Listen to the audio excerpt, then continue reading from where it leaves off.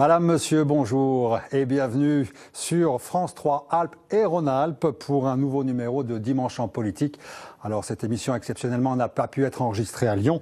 Elle est donc diffusée en ce moment sur les deux antennes de Lyon et Grenoble. Notre invité est aujourd'hui l'un des parlementaires rhône-alpins qui font la campagne présidentielle. Il est au cœur du dispositif mis en place par François Fillon. Et il a vécu donc ces dernières semaines la tempête au sein de son parti, les Républicains, et le tsunami médiatique généré par les révélations successives du canard enchaîné. Alors comment a-t-il géré cette situation totalement inédite? Quel a été son rôle et quels enseignements, bien entendu, tire-t-il de ces événements? Bernard Accoyer, bonjour. Bonjour. Première question, vous êtes député de Haute-Savoie, maire délégué d'Anne-Sylvieux, ancien président de l'Assemblée nationale, secrétaire général de Les Républicains, autrement dit le numéro 2 du parti. Première question, comment allez-vous?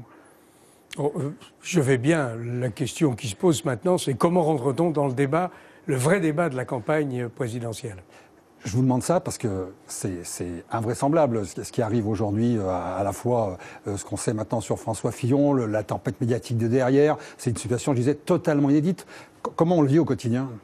C'est une campagne de presse qui a été lancée à un moment qui n'a pas été choisi par hasard, qui, sur la forme et sur le fond, a également été distillée pour que cela fasse mal, et ça a fait mal. Mais maintenant, tout cela est derrière. Il y a une enquête, maintenant même la justice qui est en œuvre. Donc tout ce qui concerne la polémique autour de ce qui s'appelle les affaires, que François Fillon conteste, tout cela relève des avocats. Et nous, et moi, et François Fillon comme moi, nous devons parler de politique. Le secrétaire général, je disais, c'est le numéro 2 du parti. Donc c'est vous qui dirigez les Républicains? Oui, j'en ai la responsabilité, oui. Donc vous êtes totalement impliqué dans cette campagne? Ça, je suis assez occupé. Concrètement, oui. Ça veut dire quoi? C'est que vous avez tout le temps au téléphone les gens qui font la campagne? Concrètement. D'abord, les Républicains, c'est un... Ou les médias qui vous demandent de réagir par rapport aux ennuis de François Fillon? D'abord, les Républicains, c'est un grand parti politique.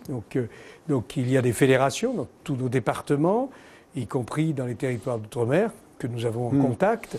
Il y a tout le travail que peut faire un parti politique en termes de publication, de relations avec la presse, de gestion humaine aussi, parce que ce sont des hommes et des femmes qui ont parfois rencontré des épreuves au cours de leur vie professionnelle. Bon, j'imagine que vous n'avez jamais été autant occupé que ces 2 dernières semaines. Je suis occupé, oui, je suis bien occupé, oui. C'est-à-dire le téléphone sans arrêt? Oui, beaucoup de téléphones, beaucoup de mails, beaucoup d'échanges, beaucoup de rendez-vous, beaucoup de réunions. Et puis également, je fais la campagne, je tiens des meetings un petit peu partout. Pas de regret d'avoir accepté ce poste quand François Fillon vous l'a proposé après sa victoire aux primaires? Il me l'a demandé. Je n'étais pas particulièrement demandeur, mais enfin, j'ai estimé que c'était mon devoir. Et je le fais avec enthousiasme, même si ce n'est pas tous les jours facile. Qu'est-ce qui vous ennuie le plus? C'est toujours les problèmes administratifs les plus compliqués, les problèmes de personnes. Mais pour le reste, c'est un moment important de notre histoire, un moment délicat, difficile, mais très important pour l'avenir du pays, parce que les enjeux de cette campagne, c'est l'avenir de notre pays, l'avenir de nos compatriotes dans tous les domaines de la vie courante, avec le chômage, des fois, ça passe au second degré, cette préoccupation. Ce qui est absolument désolant. Nous ne parlons pas du chômage et des raisons qui font que le quinquennat de François Hollande a été un échec historique sur le plan de l'emploi, alors que c'était son premier objectif, plus 1 million de chômeurs pendant son quinquennat, la désindustrialisation, la crise agricole, les déficits, les problèmes de sécurité. J'ai bien compris que vous êtes déjà, vous, dans la campagne, à fond dans la campagne. On va quand même revenir un petit peu sur justement celle de François Fillon, et pour nous remettre un petit peu dans l'ambiance, je vous propose un petit résumé des moments forts et des déclarations marquantes de ces derniers jours. Nombre de mes amis politiques et de ceux qui m'ont soutenu à la primaire, et ces 4 millions d'électeurs, parlent d'un assassinat politique. C'est un assassinat en effet. C'est impossible de mener de front sa propre défense et un projet présidentiel. Par le passé, il était hors de question d'avoir des ministres mis en examen. On voit mal comment on peut avoir un président de la République élu mis en examen. Ils pensent que je suis seul. Ils veulent que je sois seul. Est-ce que nous sommes seuls?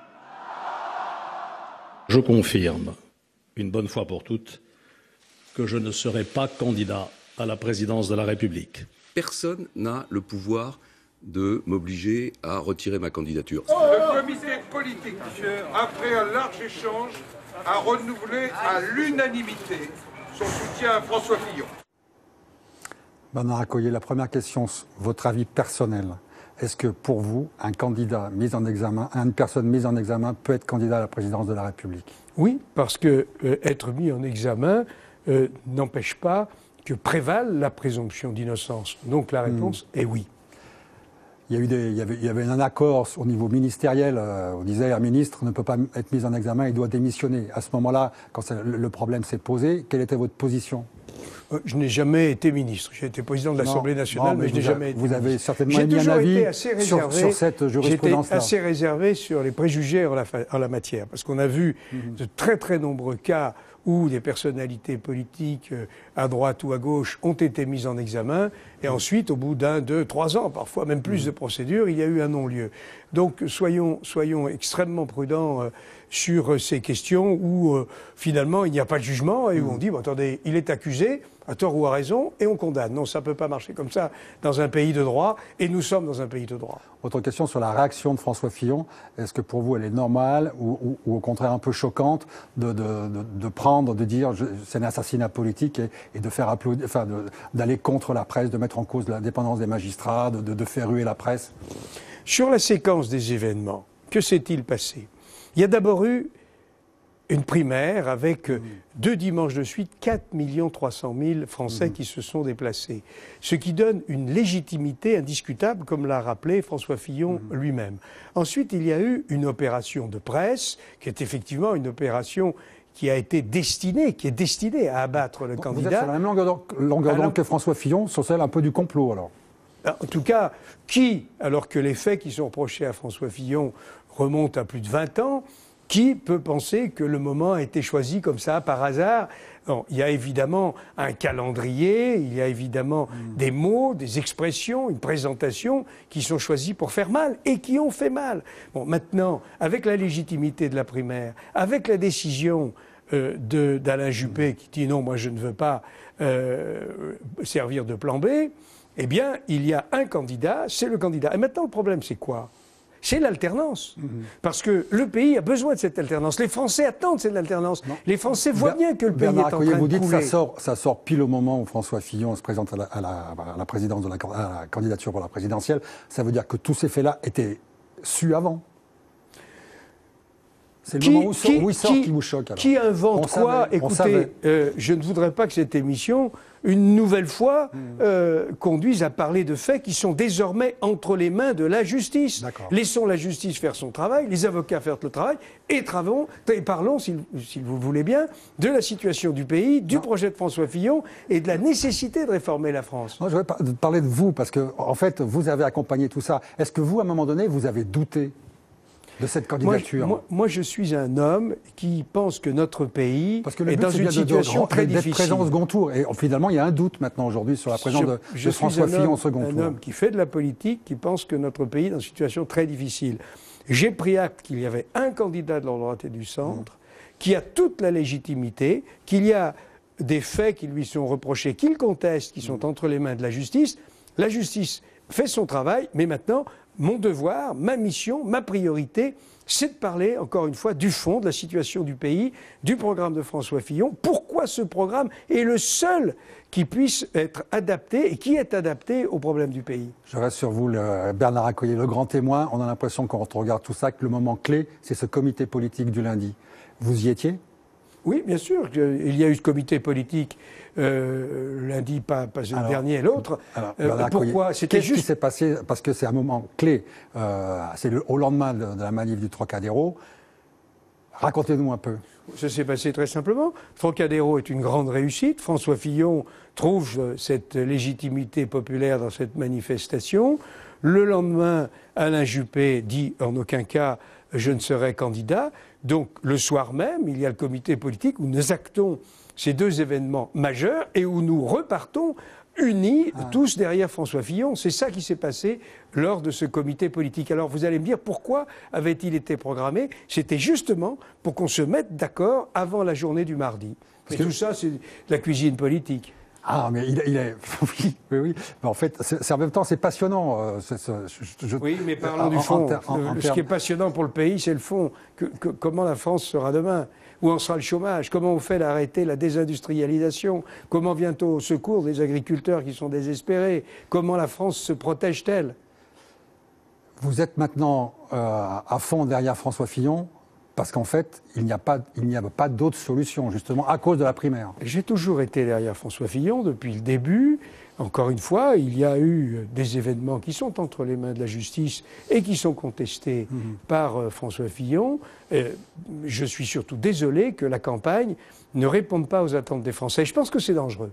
Je pense qu'un pays comme le nôtre, qui est une grande démocratie, dans lequel le débat essentiel est le débat présidentiel, où tous les enjeux sont entre les mains des Français, qui d'habitude vont très nombreux voter le jour de la présidentielle, aux 2 tours, et on est en train de leur voler ce débat. Ça, c'est dangereux, parce que les Français vont se trouver frustrés, et ça ne peut que rendre confus les votes au premier et au deuxième tour. Et ça m'inquiète. Oui, parlons des problèmes de la France.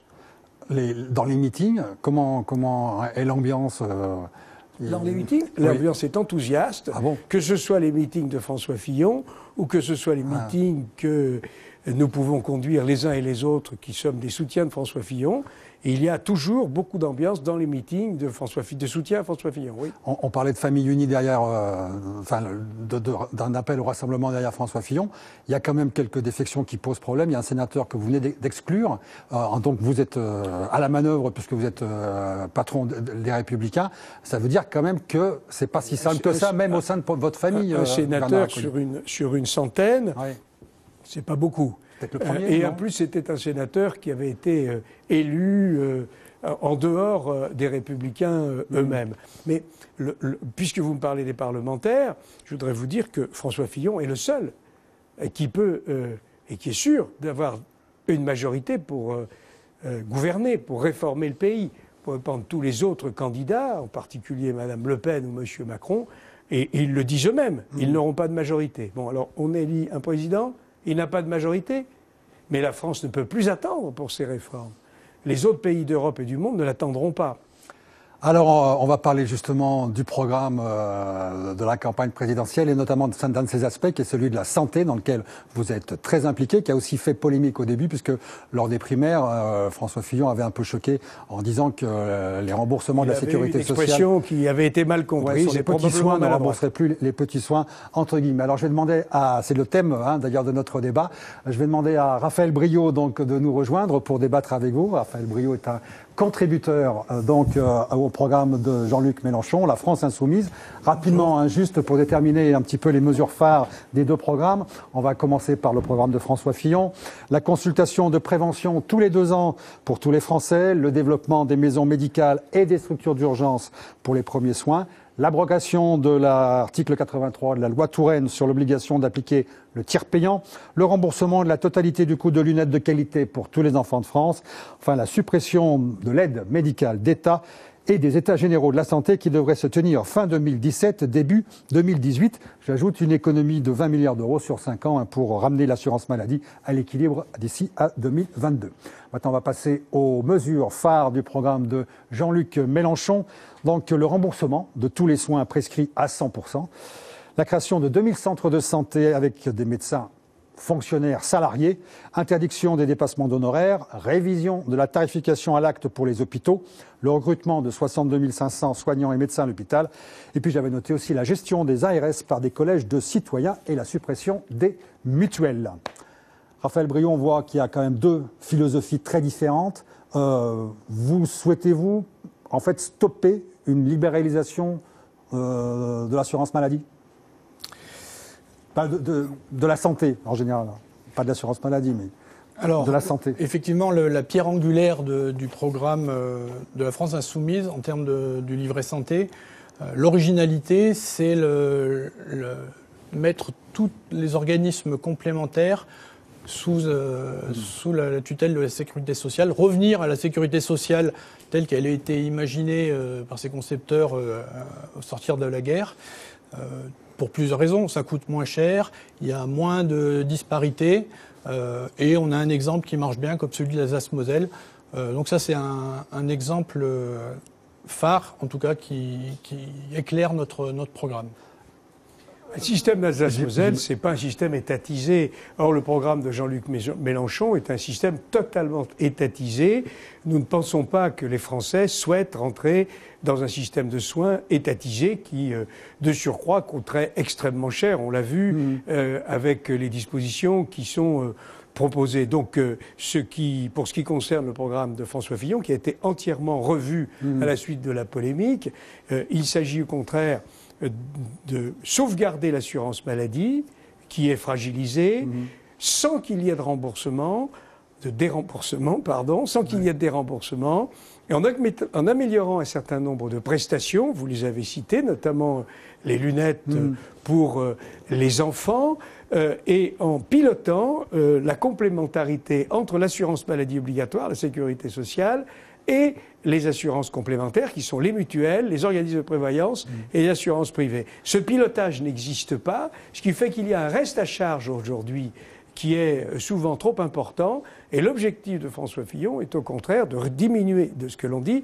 est au contraire de diminuer ce reste à charge en améliorant les remboursements. Et puis, il faut qu'il y ait une complémentarité entre le public et le privé, parce que la liberté pour les malades, la liberté de choix entre les médecins, entre les établissements, est fondamentale. C'est même un des éléments de notre devise républicaine. Elle est également valable en médecine. C'est un droit fondamental pour les citoyens, la liberté de choix. Raphaël Briot, c'est la fin justement du choix du malade Non, pas du tout. En ce qui concerne notamment la médecine de ville, le fait de proposer l'aide à la création de maisons de santé, c'est pour éviter que les médecins des déserts médicaux se sentent désespérés et refusent de s'installer dans des endroits où personne n'a envie d'aller, mais au contraire leur donner des structures dynamiques où plusieurs types de professionnels interagiraient, et au lieu de les laisser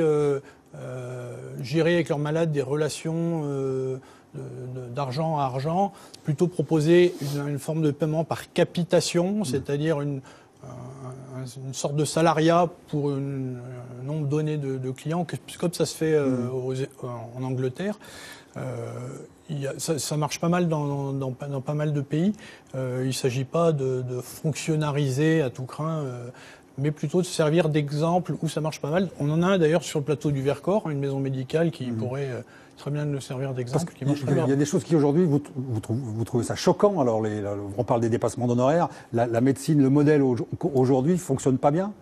Alors, le programme santé de la France Insoumise est clair vis-à-vis des dépassements d'honoraires.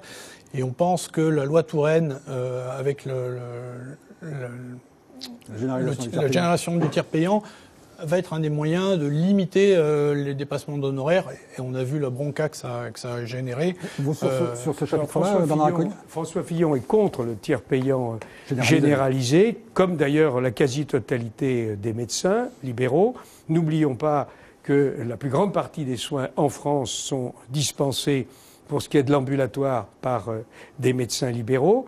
Le modèle qui est proposé par l'extrême gauche de Jean-Luc Mélenchon, ce sont des maisons de santé dans lesquelles il y a des professionnels qui sont uniquement salariés. D'ailleurs, notre interlocuteur vient de le confirmer, alors que les solutions proposées par François Fillon pour ce que l'on appelle les zones sous-dotées, ou qu'on appelle aussi les déserts médicaux, ce sont des maisons qui sont des maisons où les professionnels sont libéraux. Il peut y avoir une partie de leurs émoluments qui sont liés à certaines pratiques, mais ce sont des professionnels libéraux. Il y a des médecins, il y a des paramédicaux, ils travaillent tous ensemble. Et puis, il faut qu'il y ait des formules souples pour répondre effectivement aux zones où il n'y a pas assez, où les médecins sont trop, et les professions de santé sont trop éloignées. Ce qu'on constate aujourd'hui, c'est les déserts médicaux, et c'est aussi l'absence de spécialistes avec des rendez-vous à 6 mois pour des ophtalmos ou des spécialistes, ou peut-être pas les otorhinolaryngologistes comme vous êtes. Merci.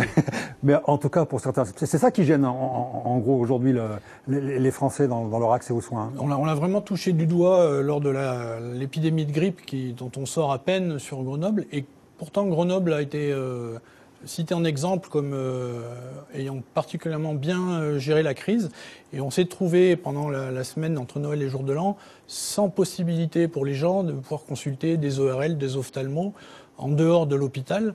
Et on sent bien que hors l'hôpital public, pour gérer des afflux de malades, hors la médecine salariée, la médecine libérale était incapable de s'organiser de façon raisonnable pour une offre de soins qui tienne la route. La question des urgences est effectivement importante et dans le programme de François Fillon, il est proposé que des maisons regroupant des professionnels libéraux puissent traiter des urgences, des petites urgences, comme l'on dit. Ça coûte à peu près 5 fois moins cher quand c'est traité par la médecine libérale que lorsque ça passe, et d'ailleurs je ne conteste pas le caractère indispensable des services d'urgence, évidemment, que lorsque c'est traité par un grand et lourd service d'urgence qui est calibré pour accueillir des urgences de la plus haute gravité. Mais traiter une angine aiguë, une otite aiguë, un bobo au bout du doigt doit pouvoir être fait par une structure beaucoup plus légère. Juste qu'on parle aussi d'une grosse différence dans les programmes, c'est sur la gestion de l'hôpital. Vous êtes pour la fin de la tarification à l'acte. Qu'est-ce que dit est-ce que vous êtes pour cette tarification à l'activité est une tarification qui reflète l'activité de l'hôpital. Qu'il y ait une tarification. Vous ne revenez pas sur cette tarification. L'hôpital doit, ce qu'il faut, c'est qu'il y ait une faire, convergence tarifaire. Faire de la rentabilité. Ce qu'il faudrait surtout, c'est qu'il y ait une convergence tarifaire entre les établissements publics et les établissements privés. Parce qu'aujourd'hui, les soins, pour différentes raisons qui sont donnés dans les établissements publics, reviennent finalement plus cher que dans l'établissement privé, même si ce ne sont pas toujours les mêmes soins. Mais toute différence prise en compte, il y a un coût qui est supplémentaire dans les établissements publics. C'est pour ça qu'il faut qu'il y ait une complémentarité du public et du privé, que les gens du privé puissent aller à l'hôpital et que les gens de l'hôpital puissent, s'ils le veulent, aller dans le privé. Qu'est-ce qui ne vous plaît pas dans la tarification à l'acte? Au moins là, on a une rigueur de gestion. On a un esprit radicalement différent. On demande, je crois que c'est le débat. C'est le cœur du débat. La tarification à l'activité a pu être un outil créé par le gouvernement socialiste, par Édouard Couty, qui n'était pas idiot dans sa création, qui permettait de piloter une partie des dépenses de l'hôpital, qui jusqu'à présent avait des enveloppes, dont les enveloppes augmentaient chaque année du volume de l'ONDAM, de l'enveloppe générale. Mais là, d'un seul coup, avec la loi HPST, on est passé à 100% T2A, c'est-à-dire que tarification à l'activité, ce qui fait que toute la politique, même médicale de l'hôpital, s'est vue soumise au remboursement bon ou pas bon de telle ou telle activité, avec des hérésies. J'étais hier avec un collègue psychiatre qui me disait que son directeur de l'hôpital les poussait à faire de l'électrosismothérapie. Je ne sais pas si vous avez vu ni le vol au-dessus d'un nid de coucou. Non, n'exagérons pas. C'est ce que le psychiatre m'a dit. Plutôt que de l'entretien, professeur André Grimaldi, qui est diabétologue, affirme que son effet pervers. Vous dites qu'il y a des effets pervers à l'application à l'acte. Il gagnerait plus de sous à couper la jambe des diabétiques plutôt que prévenir les surinfections. C'est pas moi qui le dis, c'est Grimaldi.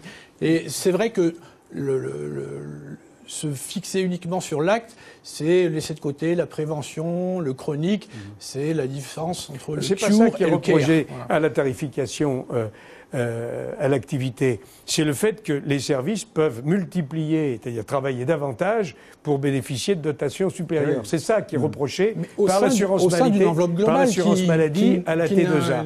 Il faut trouver un équilibre. Jamais, il faut trouver un équilibre entre la T2A et la convergence tarifaire avec le privé, parce que il faut quand même regarder ce qui se fait concrètement en acte pour attribuer des moyens. Alors, quant à la convergence tarifaire, elle a été repoussée 2 fois et nous sommes résolument contre, puisqu'ils n'ont pas du tout les mêmes contraintes que nous, ne serait-ce que pour l'enseignement. Et les malades, ce sont les mêmes. C'est pas tout à fait les mêmes déjà. Et puis l'enseignement, la recherche fait que les frais. Oui, mais ça, il faut le financer à part. On arrive donc à la fin de ce débat. Merci beaucoup, Raphaël Briot, et de l'émission aussi, Bernard Accoyer. Le programme est chargé là maintenant. Oui, mais écoutez, moi je pense. En fait, vous faites le tour des plateaux là aujourd'hui pour. Écoutez, non, question plateau, c'est terminé pour aujourd'hui. Non, mais je pense qu'il faut que les Français ne soient pas privés du grand débat démocratique de l'élection présidentielle et qu'il faut maintenant qu'on arrête de parler de polémiques qui peuvent concerner l'un des grands candidats, le seul candidat de l'alternance, le seul qui puisse battre à la fois l'extrême droite et le candidat de gauche qui est Emmanuel Macron, parce que la France a besoin de cette alternance et que le monde entier attend cette alternance. Raphaël Briot, la campagne est aussi intense dans la région pour Jean-Luc Mélenchon On a établi un programme de longue date avec beaucoup de contributeurs qui sont remontés les manches depuis le mois d'octobre. On a publié des dizaines de livrets. Vous aussi, vous êtes demandeur qu'on parte sur le fond maintenant. Oui, parce que nous, on a des choses à dire, autre chose que sur de la politique politicienne dont on n'a pas grand-chose à faire. Et je vous remercie de m'avoir accueilli, d'avoir pu échanger sur un élément de programme. J'espère qu'on aura l'occasion d'autres fois de le faire. Messieurs, merci. Et donc, on parlera effectivement du fond des programmes présidentiels. Je rappelle que lundi commence d'ailleurs le premier débat télévisé au cours duquel beaucoup de choses vont se jouer. Bernard Accoyer, j'imagine. Oui, je serai sur le plateau. Moment fort de la campagne. En tout cas, je vous remercie à tous de nous avoir suivis, donc à la fois sur les deux antennes de Lyon et Grenoble. Je vous souhaite une excellente après-midi.